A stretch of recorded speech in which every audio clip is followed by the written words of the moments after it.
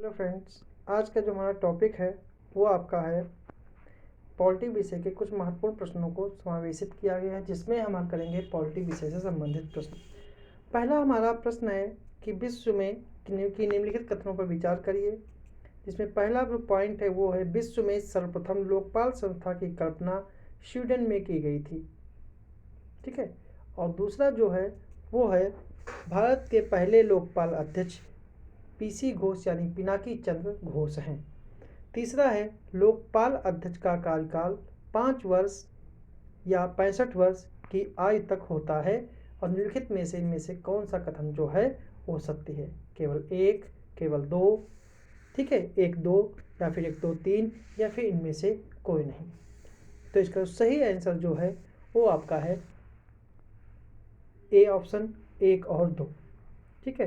पहला जो कथन है वो आपका सही है कि पिनाकी चंद्र जो पहला कथन है कि विश्व में लोकपाल संस्था की स्थापना जो है वो स्वीडन में की गई थी और स्थापना इसकी जो हुई थी वो जो स्वीडन में हुई थी, इसकी स्थापना हुई थी 1809 में। 1809 में इसकी स्थापना हुई थी। ठीक है। और इसलिए पहला कथन सही है और दूसरा कथन इसलिए सही है क्योंकि ये पहले लोकपाल अध्यक्ष जो थे वो पीसी घोष ही है। ठीक है।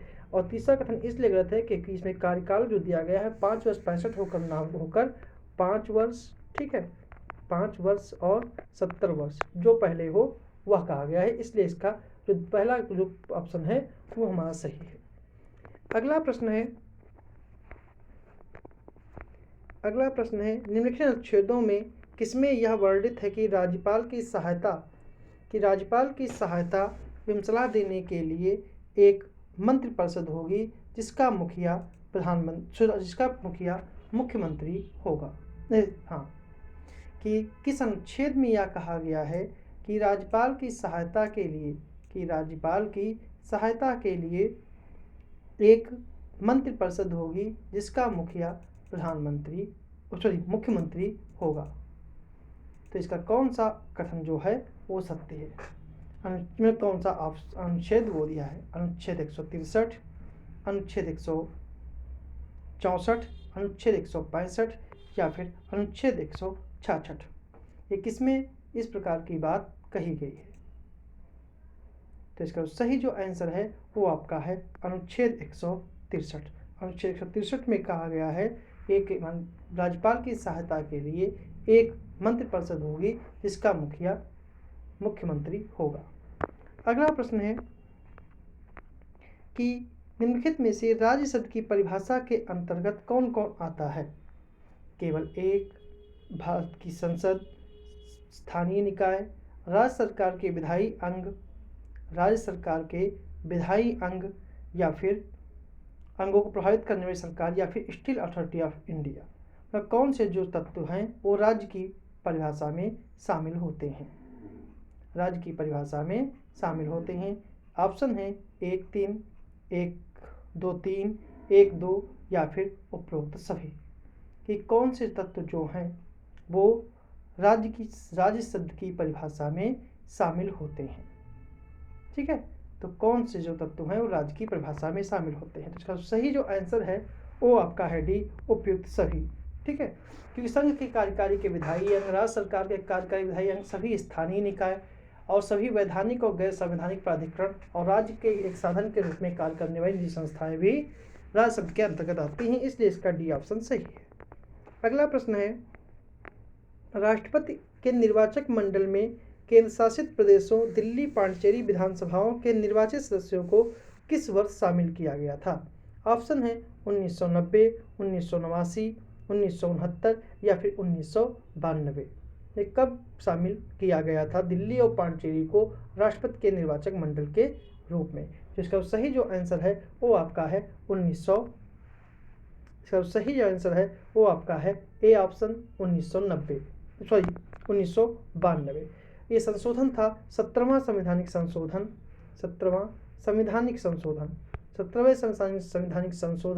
1992 के द्वारा दिल्ली और पांडिचेरी विधानसभाओं के सदस्यों को भी राष्ट्रपति का निर्वाचक मंडल माना गया है, जबकि राष्ट्रपति का निर्वाचक मंडल में लोकसभा, राज्यसभा और विधानसभा के निर्वाचित सदस्यों को शामिल किया गया है।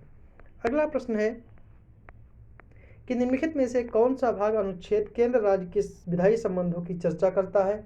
ऑप्शन है भाग 11 अनुच्छेद 245 से 255, भाग 12 अनुच्छेद 255 से 265, भाग 10 अनुच्छेद 230 से 250 या इनमें से कोई नहीं। तो इसका सही जो आंसर है वो आपका ए अनुच्छेद 11 245 से 255 के बीच जो है वो केंद्र संबंधों की चर्चा की गई है। अगला प्रश्न है कि निम्नलिखित कथनों पर विचार कीजिए। पहला है मंत्रिमंडल में प्रधानमंत्री एवं कैबिनेट स्तर के मंत्रियों सहित राज्य मंत्री उप मंत्री शामिल होते हैं, और दूसरा है मंत्रिपरिषद केवल प्रधानमंत्री सहित कैबिनेट स्तर के मंत्रियों की परिषद होती है। तो इसके आधार पर कौन सा कथन सत्य है? जिसका सही आंसर है केवल एक, केवल दो, केवल दोनों या फिर दोनों नहीं। जिसका सही आंसर है वो आपका है दोनों, डी ऑप्शन। न दोनों इसके कथन गलत है, क्योंकि मंत्रिपरिषद में प्रधानमंत्री, कैबिनेट मंत्री और राज्य मंत्री और उप मंत्री भी होते हैं, तो इसलिए ये पहला कथन गलत है। और मंत्रिपरिषद में जो हो और मंत्रिमंडल में केवल प्रधानमंत्री और उनके कैबिनेट स्तर के मंत्री होते हैं, इसलिए दोनों कथन पूर्णतया गलत है। अगला प्रश्न है कि निम्नलिखित किस अनुच्छेदों में किस एक के तहत लोकसभा अध्यक्ष अपने निर्णायक मत का प्रयोग करते हैं? 99(2), 101, 102(3) या फिर 98(1)। चलो इसका सही आंसर है वो आपका है 100 अनुच्छेद में 101 के अनुसार कि लोकसभा अध्यक्ष अपने निर्णायक मत का प्रयोग करते हैं, और ऐसा तब करते हैं कि सत्ता पक्ष और विपक्ष के दोनों पक्ष वोटों के बराबर होने के कारण टाई की स्थिति हो तो लोकसभा अध्यक्ष अपने निर्णायक मत का प्रयोग करते हैं। अगला प्रश्न है कि निम्नलिखित कथनों पर विचार कीजिए कि संविधान में बजट को वार्षिक वित्तीय विवरण कहा गया है। बजट शब्द का संविधान में कहीं भी उल्लेख नहीं है। दोनों कथनों में से कौन सा कथन सत्य है? ठीक है, तो आपको के आधार पर चुनना है केवल एक, केवल दो, दोनों या फिर दोनों नहीं। इसका सही आंसर है वो आपका है दोनों, क्योंकि वार्षिक बजट वित्तीय विवरण का वर्णन संविधान को बजट में अनुच्छेद 112 के तहत वहाँ पर वार्षिक वित्तीय विवरण का वर्णन है। बजट शब्द का संविधान में कहीं भी उल्लेख नहीं है।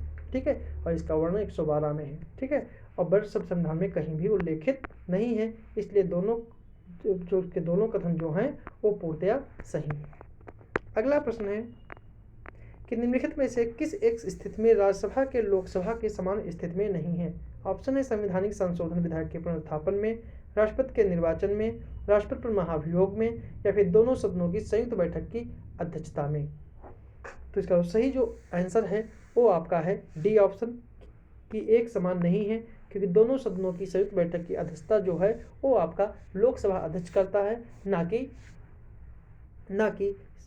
राज्यसभा का सभापति। इसलिए और संयुक्त बैठक का जो प्रावधान है वो संविधान के अनुच्छेद 108 में दिया गया है, और बाकी जो अन्य जो सभी स्थितियां हैं उसमें लोकसभा और राज्यसभा समान स्थिति में स्थित होता है। अगला प्रश्न है कि राष्ट्रपति द्वारा क्षमा काम की शक्तियों का प्रयोग करते हुए किसी सजा याफ्ता कैदी के दंड की प्रकृति में परिवर्तित किए बिना दंड की अवधि को कम करना क्या कहलाता है? ऑप्शन है परिहार, लघुकरण, विराम या फिर प्रलंबन। जिसका सही आंसर है वो आपका ए है, उसे कहते हैं परिहार। ठीक है, जो राष्ट्रपति की क्षमादान की शक्तियां जो हैं वो संविधान के अनुच्छेद 72 में दी गई हैं। संविधान के अनुच्छेद 72 में दी गई हैं। क्षमा का मतलब होता है कि 5 प्रकार की शक्तियां दी गई हैं: क्षमा, लघुकरण, विराम, परिहार और प्रलंबन। क्षमा का मतलब दोषी को पूर्णतः मुक्त कर दिया जाता है। लघुकरण में दंड के स्वरूप को बदलकर कम करना होता है। विराम में किन्हीं विशेष परिस्थितियों में सजा को कम करना होता है। परिहार में मतलब होता है दंड की प्रकृति में परिवर्तित किए बिना दंड की अवधि को कम करना। ठीक है, और प्रलंबन का मतलब होता है किसी दंड पर अस्थायी रोक लगाना, विशेषकर मृत्युदंड के मामलों में। अगला प्रश्न है कि नीचे दिए गए कथनों में एक कथन है, दूसरा कारक है, चयनित करना है कि भारतीय उच्चतम न्यायालय को न्यायिक अधीक्षक का अधिकार मिला है। भारत में एकीकृत न्यायिक व्यवस्था है। कूट के आधार पर चयन करना है। दोनों सही है, आर एक सही व्याख्या करता है, ए आर दोनों सही है, व्याख्या नहीं करता है। ए सही है परंतु आर गलत है, और ए गलत है परंतु आर सही है। तो इस आधार पे इसका कौन सा कथन जो है वो सही है? तो इसका जो सही कथन है वो आपका है ए ऑप्शन। ए आर दोनों सही हैं और ए आर की सही व्याख्या करता है। ए आर की सही व्याख्या करता है। अगला प्रश्न है अगला प्रश्न है, निम्नलिखित में से कौन से प्रधानमंत्री बनने के पूर्व अपने राज्यों के मुख्यमंत्री नहीं रहे हैं? अपने राज्यों के मुख्यमंत्री नहीं रहे हैं। मोरारजी देसाई, अटल बिहारी वाजपेयी, इंद्र कुमार गुजराल या फिर बीपी सिंह। जिसका सही आंसर है वो आपका है 1, 4, 5। 1, 4, 5 जो प्रधानमंत्री से पूर्व अपने राज्यों में मुख्यमंत्री रहे हैं, क्योंकि मोरारजी देसाई भी मुख्यमंत्री रह चुके हैं। अटल बिहारी वाजपेयी ये जो हैं वो मुख्यमंत्री नहीं थे। ठीक है। बीपी सिंह उत्तर प्रदेश के मुख्यमंत्री रह चुके हैं और एच डी देवगौड़ा भी मुख्यमंत्री रह चुके हैं। ठीक है, कि कुल 6 व्यक्ति जो हैं वो प्रधानमंत्री के साथ साथ मुख्यमंत्री उससे पहले मुख्यमंत्री रह चुके हैं, जैसे Morarji Desai, Chaudhary Charan Singh, VP Singh, PV Narasimha Rao, HD. Deve Gowda और नरेंद्र मोदी ये प्रधानमंत्री बनने से पूर्व अपने अपने राज्यों के मुख्यमंत्री भी रह चुके हैं। अगला प्रश्न है, राज्य पिछड़ा वर्ग आयोग के संदर्भ में कौन सा कथन असत्य है? राज्य पिछड़ा वर्ग के संदर्भ में कौन सा कथन असत्य है? इसमें पहला है कि इसकी स्थापना 1993 में की गई थी। दूसरा है इसके अध्यक्ष की नियुक्ति राष्ट्रपति करता है। ठीक है, और 103वें संवैधानिक संशोधन द्वारा इसको संवैधानिक दर्जा दिया गया है। ठीक है, और डी है इसकी सदस्यों की सेवा की शर्तों का निर्धारण राष्ट्रपति करते हैं। तो इसका कौन सा कथन असत्य है? तो इसका सही जो आंसर है वो आपका है सी ऑप्शन, कि 103वें संवैधानिक संशोधन के द्वारा इसको संवैधानिक दर्जा न देकर जो संशोधन है वो आपका 102वां है। 102वां जो है ये संवैधानिक संरक्षण दिया गया है। तो अगला प्रश्न है कि नमित शर्मा बनाम भारत संघ वाद का संबंध किससे है? तो इसका ऑप्शन है सूचना का अधिकार 2005, घरेलू हिंसा अधिनियम 2006, लोकपाल अधिनियम 2010 या फिर इनमें से कोई नहीं। इसका सही जो आंसर है नमित शर्मा बनाम भारत संघ जो है वो सूचना का अधिकार अधिनियम 2005 से संबंधित है, इसलिए इसका सही आंसर ए है। ठीक है, और सूचना का अधिकार जो अधिनियम है यह लागू हुआ था 12 अक्टूबर 2005 को यह एक्ट लागू हुआ था। अगला प्रश्न है कि निम्नलिखित में से किस एक संवैधानिक संशोधन द्वारा आंग्ल भारतीय संविधान के समुदाय को लोकसभा में प्रतिनिधित्व राष्ट्रपति की शक्ति को समाप्त कर दिया गया? ऑप्शन है सभा, 102, 104 या फिर 103। जिसका सही आंसर है वो आपका है 104वें संवैधानिक संशोधन के द्वारा इसे समाप्त कर दिया गया। जबकि आंग्ल भारतीय समुदाय का जो प्रतिनिधित्व लोकसभा में था वह अनुच्छेद 331 के तहत दिया जाता था। अनुच्छेद 331 के तहत दिया जाता था कि राष्ट्रपति लोकसभा में उस एंग्लो इंडियन के समुदाय के 2 व्यक्तियों को मनोनीत कर सकता था। अगला प्रश्न है, निम्नलिखित कथनों में से कौन सा एक उपराष्ट्रपति के संबंध में सही नहीं है? उसमें राज्यसभा का सदस्य निर्वाचित होने की योग्यता होनी चाहिए, उपराष्ट्रपति बनने के लिए कम से कम 35 वर्ष की आयु होनी चाहिए, इसके चुनाव में संसद के दोनों सदनों के केवल निर्वाचित सदस्य भाग लेते हैं, इसे कार्यकाल परिग्रहण की तारीख से 5 वर्ष तक होता है। तो कौन सा इसका कथन सत्य नहीं है? तो इसका जो सही कथन नहीं है वो आपका है ऑप्शन सी ऑप्शन इसलिए सही नहीं है क्योंकि इसके चुनाव में संसद के दोनों सदनों के केवल निर्वाचित सदस्य भाग न लेकर सभी सदस्य इसके भाग लेते हैं, इसलिए सी ऑप्शन गलत है। अगला प्रश्न है, भारत का नियंत्रक महालेखा परीक्षक निम्नलिखित संसदीय समितियों में से किस एक का मित्र और मार्गदर्शक माना जाता है? ऑप्शन है लोक लेखा समिति, प्राक्कलन समिति, प्रवर समिति या फिर उपरोक्त सभी का।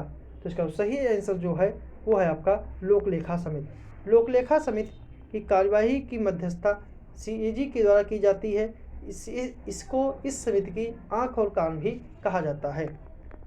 अगला प्रश्न है कि सत्य कथन की जांच कीजिए कि वित्त आयोग का अध्यक्ष प्रधानमंत्री होता है और वित्त आयोग के सदस्यों की संख्या 5 है और राज्य वित्त आयोग एक संवैधानिक संस्था है। तो इसमें से कोई नहीं। तो इसमें सही जो कथन है वो आपका है सी ऑप्शन सही है। बाकी जो कथन है वो सारे गलत हैं, क्योंकि वित्त आयोग का जो अध्यक्ष होता है वो राष्ट्रपति द्वारा नियुक्त कोई व्यक्ति होता है। ठीक है, वो प्रधानमंत्री नहीं होता है। ठीक है, और इसमें सदस्यों की संख्या 5 ना होकर इसके सदस्यों की संख्या 4 होती है और इसका गठन जो 5 वर्ष के बाद होता है, इसलिए इसका सी ऑप्शन जो है वो सही है।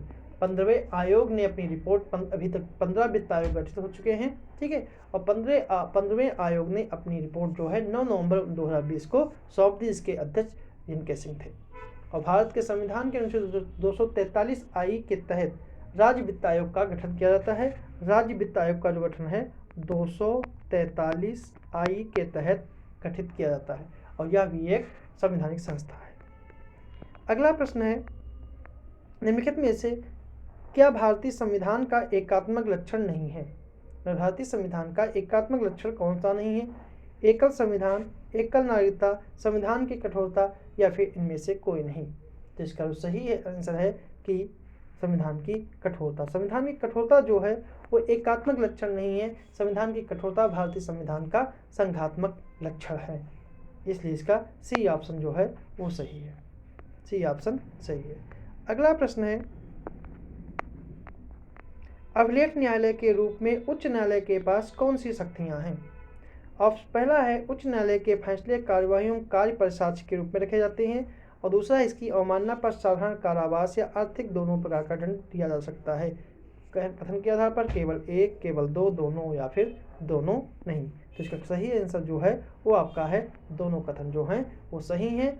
ठीक है, और जो अभिलेख न्यायालय के रूप में जो उच्च न्यायालय है, इसके जो दिया गया है अभिलेख न्यायालय, उच्च न्यायालय एक अभिलेख न्यायालय होगा, यह अनुच्छेद 215 के तहत कहा गया है। 215 के तहत कहा गया है। अगला प्रश्न है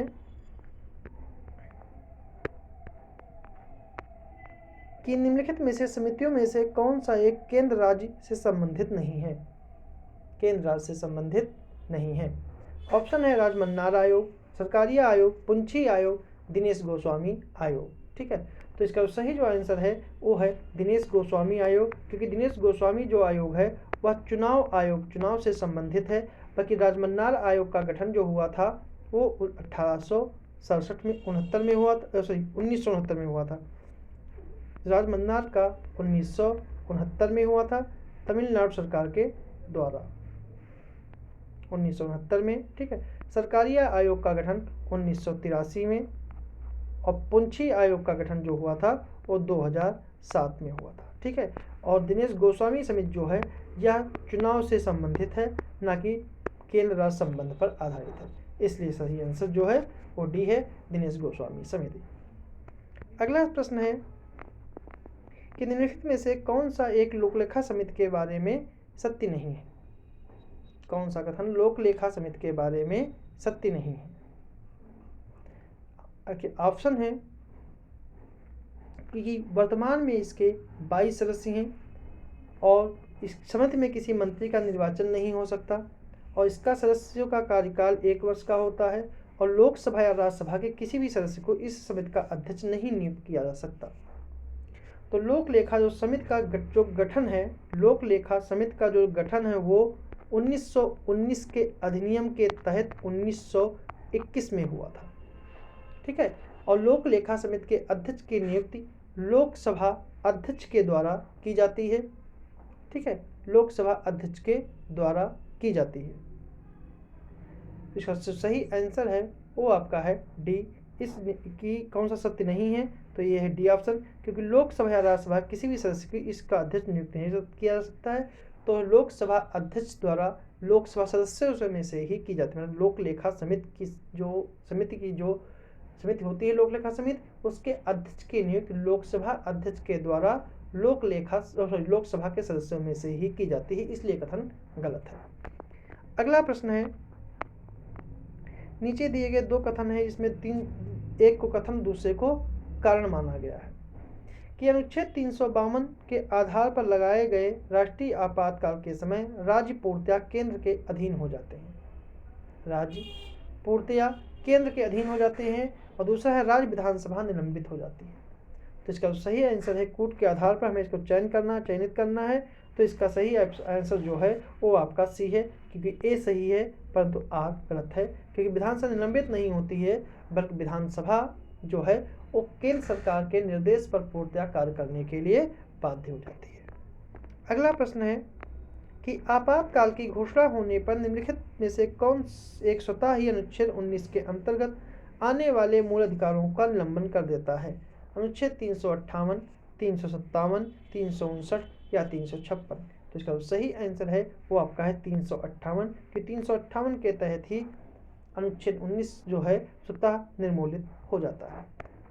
अगला प्रश्न है कि उपराष्ट्रपति कार्यवाहक राष्ट्रपति के रूप में अधिकतम कितनी अवधि तक कार्य कर सकता है?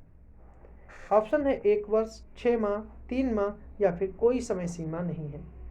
तो इसका सही जो आंसर है वो आपका है 6 माह, क्योंकि अनुच्छेद 62 के अनुसार अगर राष्ट्रपति उपलब्ध नहीं है तो 6 माह के अंदर राष्ट्रपति का चुनाव हर हाल में हो जाना चाहिए। इसलिए कार्यवाहक राष्ट्रपति के रूप में अधिकतम 6 माह तक ही कार्य कर सकता है और इस अवधि में नए राष्ट्रपति का चुनाव होना आवश्यक है। तो ये थे हमारे आज के। एक और प्रश्न है कि निम्नलिखित में से कौन सा एक सही युग्म का चयन करिए कि जनगणना, उद्योग, निगम कर या डाकघर बचत की एक सब किस विषय के भाग हैं? मतलब कि एक संघ सूची के राज्य विषय हैं या राज्य सूची के विषय हैं? तो इसका सही आंसर है वो आपका है सी ऑप्शन, 1, 2, 3, 5। चौथा इसलिए है कि डाकघर जो बचत है ये राज्य सूची का विषय ना होकर यह संघ सूची का विषय है, इसलिए यह सुमेलित नहीं है। तो ये थे हमारे आज के पॉलिटी के कुछ प्रश्न।